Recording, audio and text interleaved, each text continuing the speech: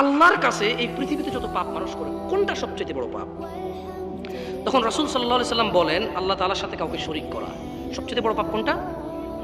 সবচেয়ে বড় পাপ কোনটা?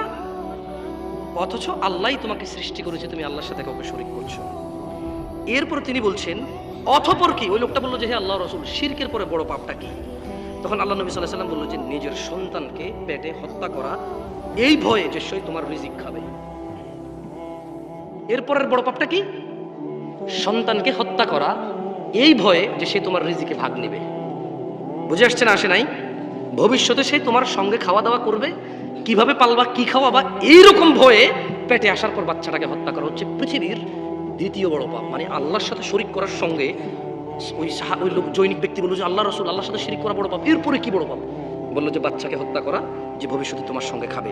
তখন লোকটি বলল, হে আল্লাহর রাসূল, এরপরে বড় পাপ কি? বলল যে তোমার প্রতিবেশীর সাথে জিনা করা। আপনি বুঝছেন, শিরকের মতো বড় পাপের পাশাপাশি এই জিনার পাপ আসছে, প্রতিবেশীর সাথে জিনা করা। বলেন তো সবচেয়ে বড় পাপ কি? দ্বিতীয়, কেন হত্যা করে? তৃতীয় অপরাধ কি? কার সাথে? কার সাথে? আল্লাহ তাআলা কোরআনুল কারীমে ব্যভিচারের কঠিন নিন্দা করেছেন।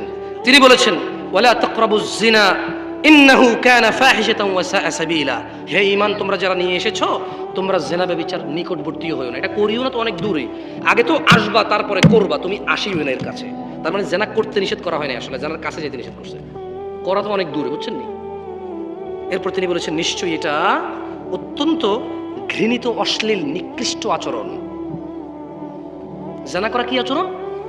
নিকৃষ্ট আচরণ। দেখেন, আজকে সমাজে বহু মামা আছে ভাগ্নির সাথে জিনা করে, জানেন? আরে ভাই, কি বুঝে শুনেন নাই কিছু? হয় না কিরকম? এরকম গ্রাম পাড়া আছে যে হয় না দুই একটা ঘটনা, চাচা ভাতিজি, এরকম গ্রাম পাওয়া যায়। মামা ভাগ্নি কি যে বলেন, শ্বশুর আর ছেলের বউ পর্যন্ত শোনা যায় এদের দুর্ঘটনা। একটা জিনিস খেয়াল করেন, আল্লাহ তাআলা কোরআন কারীমে বলছে, কি আপনারা বিরক্ত হচ্ছেন না কেউ? আমার মনে হয় ঠিক কেন এরকম চিল্লাচিল্লি করে আপনার ভালো লাগতো না, এরকম দরকার নাই, এটা মুখস্থ করেন কেমন? আল্লাহ কোরআন বলছে, ওয়ালা তানকিহু মা নাকাহা আবাউকুম মিনান নিসাই ইল্লা মা ক্বাদ সালাফ ইন্নাহু কানা ফাহিশাতান ওয়া মাকতান ওয়া সাআ সাবিলা।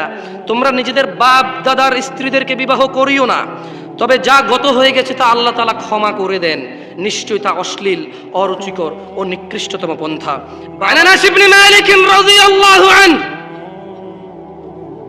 আনাস ইবনে মালিক রাদিয়াল্লাহু আনহু থেকে বর্ণিত, তিনি বলেন, قال رسول الله صلى الله عليه وسلم, আল্লাহর রাসূল সাল্লাল্লাহু আলাইহি ওয়াসাল্লাম বলেছে, ইন্না লিল্লাহি আহলিনা মিনান নাস, নিশ্চয়ই মানুষের মাঝে আল্লাহর পরিবার রয়েছে।